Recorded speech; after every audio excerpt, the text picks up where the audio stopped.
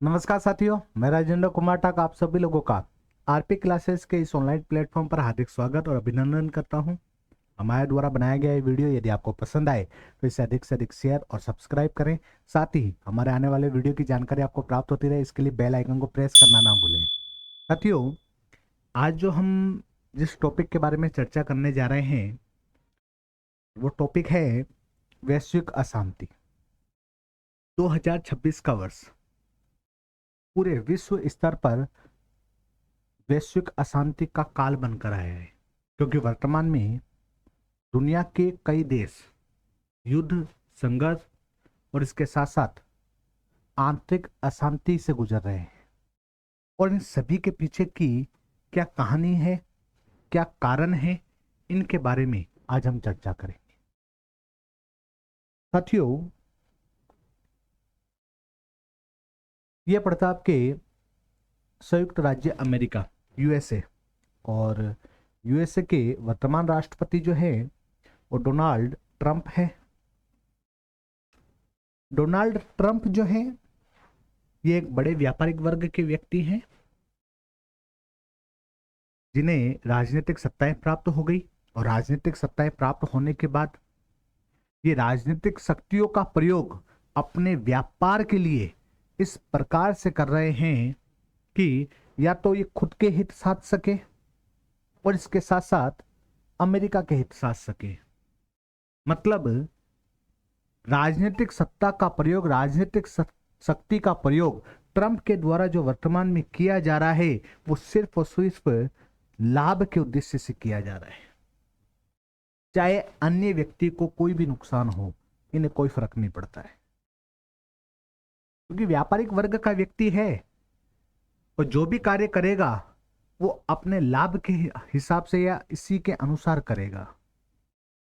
जैसे अभी हाल ही में ट्रंप के द्वारा वेनेजुएला वेनेजुएला ऐसा देश है जहां विश्व के सर्वाधिक तेल के भंडार संरक्षित हैं।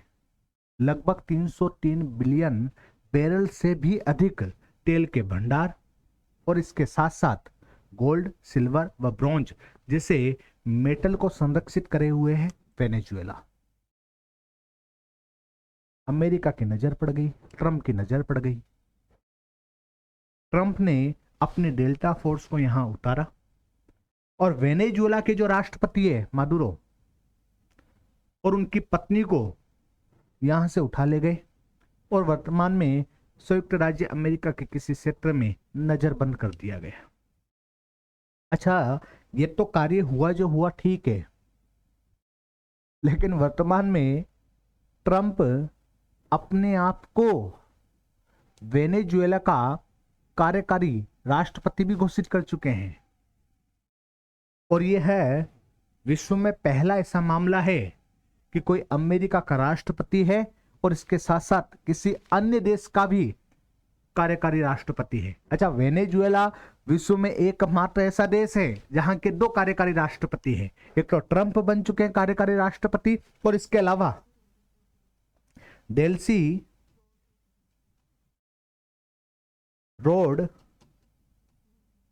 रिगेज डेल्सी रोड्रिगेज भी जो है वो यहाँ की कार्यकारी राष्ट्रपति घोषित हो चुकी है। अब वर्तमान में वेनेजुएला के 2 कार्यकारी राष्ट्रपति ट्रंप और डेल्सी। ट्रंप ने वेनेजुएला के जितना भी तेल का भंडार है उस पर अपना कब्जा स्थापित कर लिया है। अब यहां से तेल निकाला जाएगा। अब तेल निकालेगा कौन? तेल निकालने के लिए आएगी कंपनियां।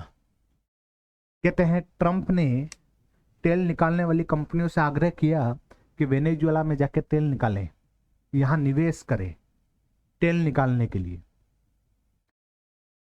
कई तेल की कंपनियों ने मना कर दिया है क्योंकि उन्हें यह घाटे का सौदा लग रहा था। लेकिन ट्रंप ने कह दिया कि तेल की कंपनियां तेल निकाल रही है वेनेजुएला में, किसी कारण से मजबूरन, क्योंकि ट्रंप को मना कौन करे, क्योंकि वर्तमान में ट्रंप के ऊपर एक भूत सवार है, सिर्फ और सिर्फ अपना हित प्राप्त करना। और उसने जो कर दिया वो सब सही है ट्रंप के अनुसार। इसलिए वर्तमान में तेल की कंपनियां मजबूरन यहां तेल निकालेगी। अब तेल तो निकाल लिया गया, इसे बेचेंगे कहां?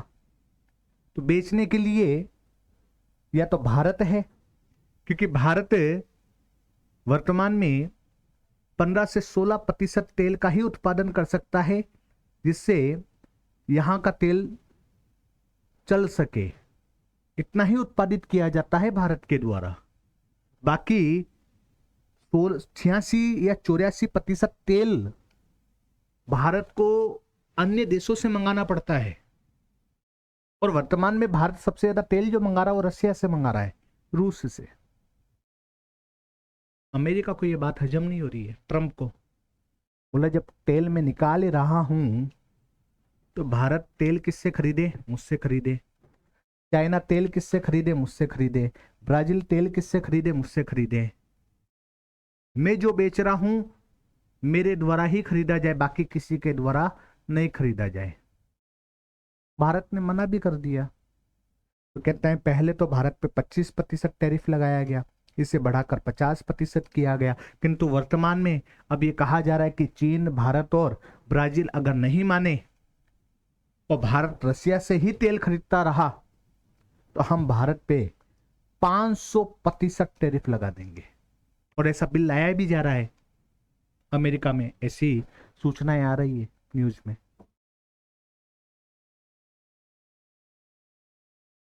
तो ये तेल जो है इन देशों को बेचा जाएगा और जबरदस्ती बेचा जाएगा, क्योंकि पैसा किसे कमाना है, लाभ किसे कमाना है, हित किसे साझना है।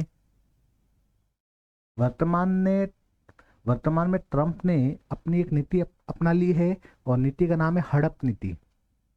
कौन सी नीति? हड़प नीति। बोले जहां जो मिल रहा है उसे हड़प लो। बोले वेनेजुएला में तेल मिला, तेल हड़प लो। गोल्ड मिला, गोल्ड हड़प लो। वर्तमान में ये ग्रीनलैंड विश्व का सबसे बड़ा जीपी है देश। बोले यहां पे कुछ रेयर मिनरल्स पाए जाते हैं। बोले इसके साथ साथ ये भूमि भी है। बोले इस भूमि पर कोई 65 हजार लोग निवास करते हैं। बोले इस क्षेत्र को भी क्या कर लिया जाए? हड़प लिया जाए। इस भूमि को भी क्या कर लिया जाए? हड़प लिया जाए। तो इस भूमि को भी हड़पा जा रहा है। अमेरिका ने साफ तौर पे कह दिया है कि हम ग्रीनलैंड के ऊपर कुछ बड़ा करने जा रहे हैं, ग्रीनलैंड को कब्जाने जा रहे हैं। क्योंकि ग्रीनलैंड जो है वो भौगोलिक रूप से तो उत्तरी अमेरिका महाद्वीप का भाग है, किंतु राजनीतिक रूप से इस पे डेनमार्क का अधिकार है। अब डेनमार्क हुआ, यूके हुआ, जर्मनी हुआ, फ्रांस हुआ, रसिया हुआ, चाइना हुआ, ये इसका विरोध कर रहे हैं। यहां तक कि ब्रिटेन के द्वारा तो अपनी सेनाएं भी स्थापित की जा रही कि अगर अमेरिका ने ऐसा कुछ किया तो ब्रिटेन, जर्मनी, फ्रांस, अन्य देश मिलकर अमेरिका को मुंह तोड़ जवाब देंगे। लेकिन ट्रंप साहब ने कह दिया कि हम तो ऐसा करेंगे तो करेंगे। ट्रंप साहब ने कह दिया हम तो ऐसा करेंगे तो करेंगे, क्योंकि शक्तियों का एक बहुत बड़ा बवंडर या भूत सवार है ट्रंप के ऊपर। ट्रंप ने ऐसा सोच लिया है कि मैं ही सर्व करता, मैं ही सर्व धरता, मैं ही करता धरता हूं, मैं जो करूंगा वो सबके लिए सही है। ट्रंप जी को यह नहीं पता वो खुद के लिए सही है, बाकी के लिए नहीं है। अच्छा, इसी प्रकार ट्रंप के दिमाग में, क्योंकि व्यापारिक व्यक्ति है ना, ट्रंप के दिमाग में है कि मैं रसिया, चाइना और भारत, क्योंकि ये तीन ऐसे बड़े बड़े देश हैं जो अमेरिका को चुनौती दे सकते हैं। बाकी अन्य किसी देश की इतनी हिम्मत नहीं है कि अमेरिका को चुनौती दी जा सके। और या फिर एक बेहतरीन देश है, इसका नाम है उत्तरी कोरिया। अमेरिका को चुनौती देने वाली यही देश हैं, और इनमें से मुख्यतः तीन, रूस, चाइना और भारत। ट्रंप ने बहुत ही दिमाग से गेम खेला है। रूस को तो यूक्रेन के साथ, रूस को किसके साथ?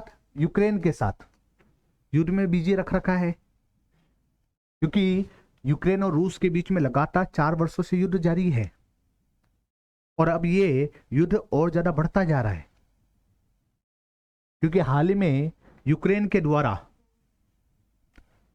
रशिया के वोरोनिस शहर पर एक आत्मघाती ड्रोन हमला किया गया।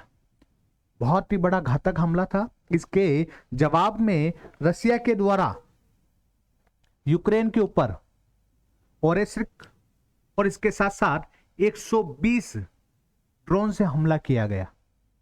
हालांकि रशिया जो है वो यूक्रेन को कह चुका कि सरेंडर कर दिया जाए, हम शांति वार्तालाप के लिए तैयार हैं, किंतु यूक्रेन खुद अब शांति वार्तालाप से पीछे हट रहा है।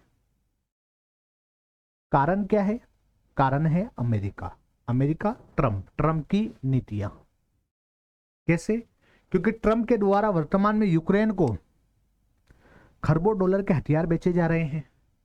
लाभ किसको हो रहा है? ट्रंप बोले दोनों लड़ेंगे, लाभ मेरे को होगा, रशिया बिजी रहेगा, मैं इधर जो है कई छोटे छोटे क्षेत्रों पे अधिकार कर लूंगा, कोई बोलने वाला नहीं रहेगा। क्योंकि हथियार बिकेंगे, युद्ध होगा तो हथियार बिकेंगे, और हथियार अभी वर्तमान में सबसे ज्यादा बेचे जा रहे हैं अमेरिका के द्वारा। खरबों डॉलर के हथियार बेचे जा रहे हैं। इसके साथ साथ कहा यह भी जा रहा है रशिया के द्वारा कि वोरोनिस शहर पे जो हमला किया गया ड्रोन या मिसाइल से, ये गुप्त सूचना भी यूक्रेन को अमेरिका के द्वारा दी गई है, और ये बड़े बड़े मिसाइल और ड्रोन भी अमेरिका के द्वारा दिए जा रहे हैं।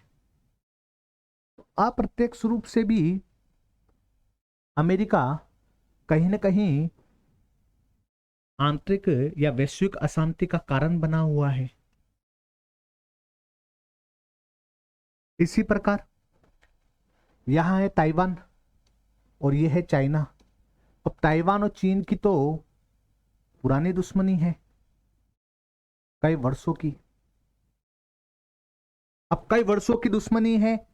अमेरिका ने चीन को बिजी रखने के लिए कि चाइना का पता तो पड़े कि चाइना क्या क्या कर सकता है, चाइना के पास कितने हथियार हैं, चाइना कितनी मजबूती से लड़ सके, इसके लिए ताइवान को सैन्य सपोर्ट प्रदान कर रहा है कौन? ट्रंप। चाइना को नहीं, ताइवान को सैन्य सपोर्ट प्रदान कर रहा है ट्रंप। ताइवान को हथियारों की सहायता दी जा रही है। और अभी हाल ही में जो ताइवान जलडमरू है, इस ताइवान जलडमरू पर खुद की ट्रंप के द्वारा नौसैन्य टुकड़ी को खड़ा कर दिया गया है। और कहते हैं कि वर्तमान में ये जो नौसैन्य टुकड़ी है वो चाइना को ललकार रही है, क्योंकि सामने खड़ी है तो जाहिर सी बात है युद्ध की स्थिति है। लेकिन चाइना अभी भी शांत बैठा हुआ है। हालांकि ताइवान को चाइना ने धमकाया है, किंतु उसके बावजूद भी अभी तक चाइना शांत है। लेकिन ट्रंप यही चाहता है कि चाइना इधर बिजी रहे, रूस इधर बिजी रहे, और भारत को तो बिजी कर ही दिया है 500% टैरिफ बोलकर। और इसके साथ साथ जो सोलर अलायंस चालू किया था भारत के द्वारा, जिसमें 120 देश शामिल थे, इस सोलर अलायंस से भी ट्रंप अलग हो चुका है, अमेरिका अलग हो चुका है। क्योंकि अमेरिका के द्वारा कह दिया गया हमें ग्रीन एनर्जी से कोई लेना देना नहीं, मुझे पेट्रोल बेचना है, और मुझे पेट्रोल बेचना है तो तुम्हें खरीदना है और खरीदना पड़ेगा। ये अमेरिका की नीतियां हैं, ट्रंप की नीतियां हैं।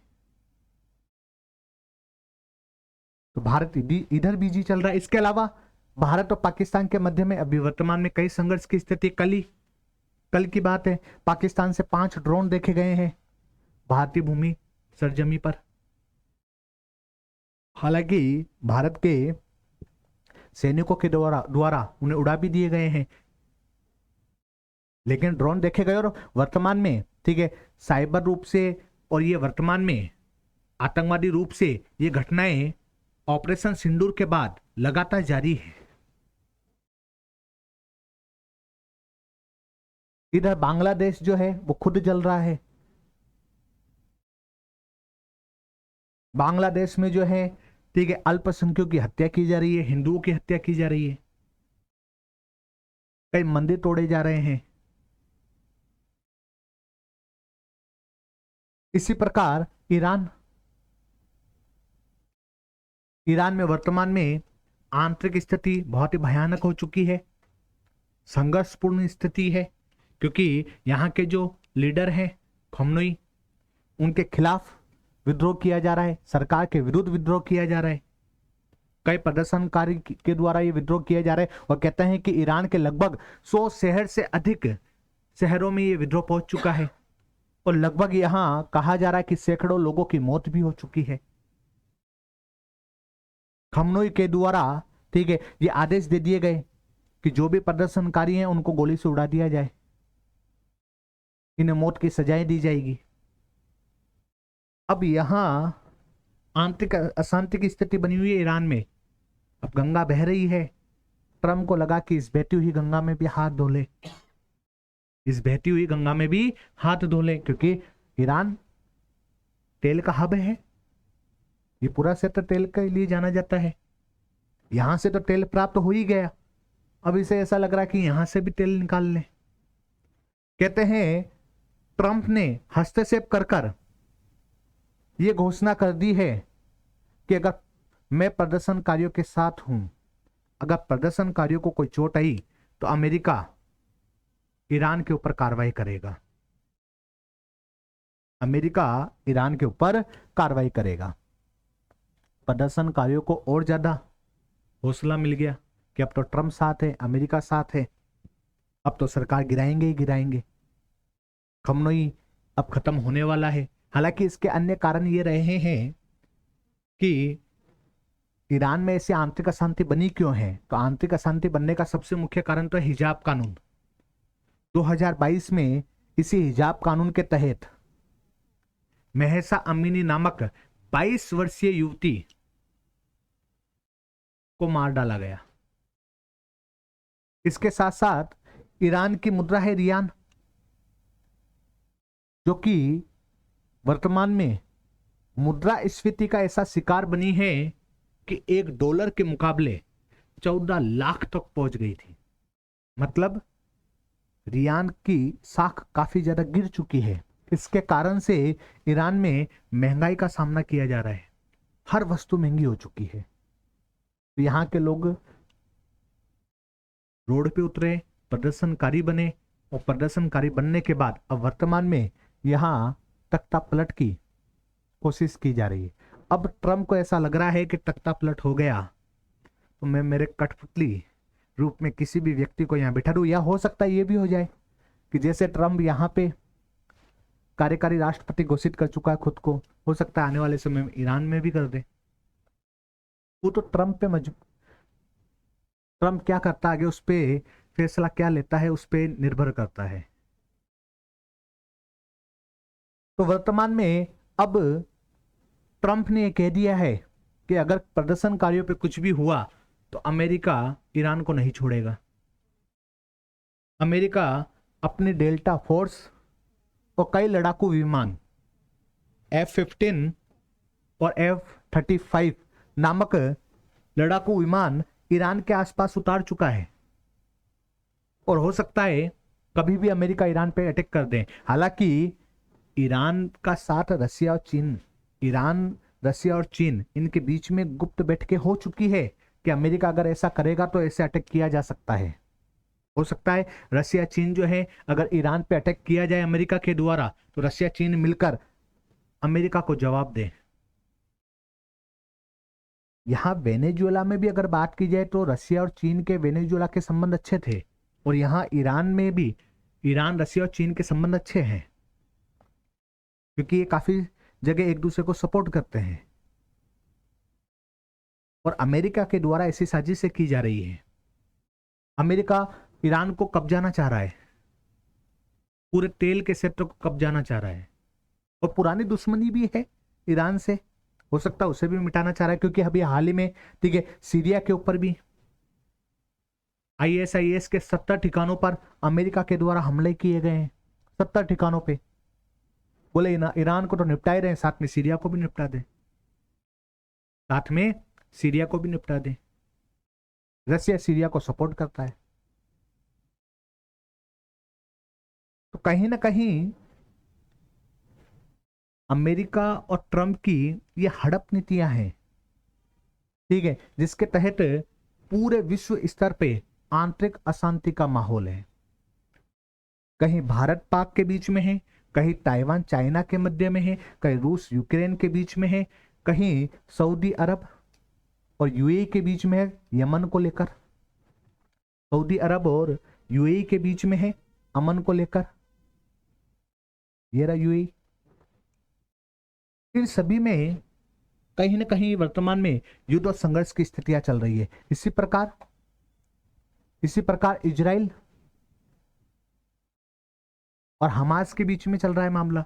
हालांकि इजराइल और हमास के बीच में गाजा पट्टी को लेकर जो मामला चल रहा था 2025 में शांत हो चुका है, किंतु इजराइल के द्वारा वर्तमान में 1 जनवरी 2026 को अभी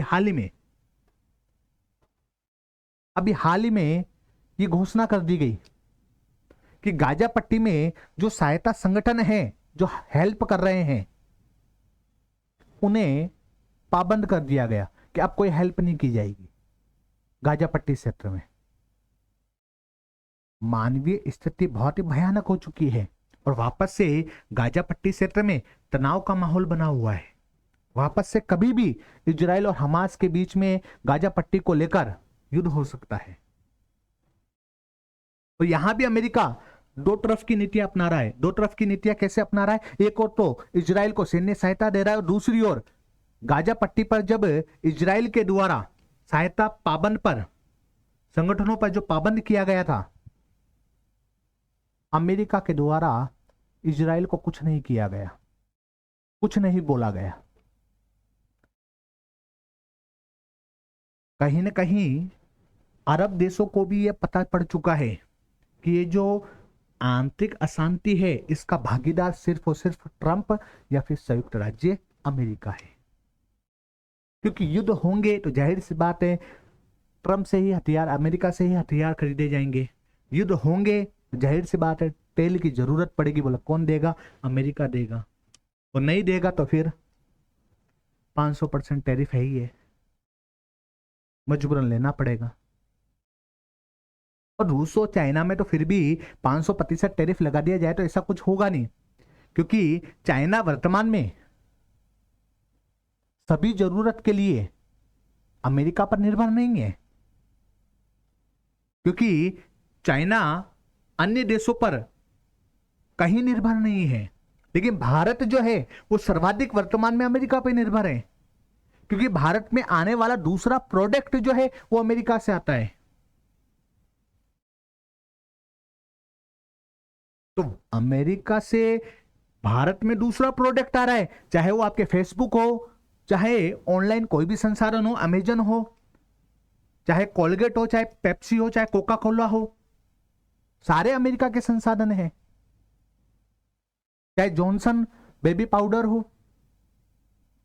हर भारत में दूसरे परिवार में ये प्रोडक्ट आपको मिलेगा ही मिलेगा।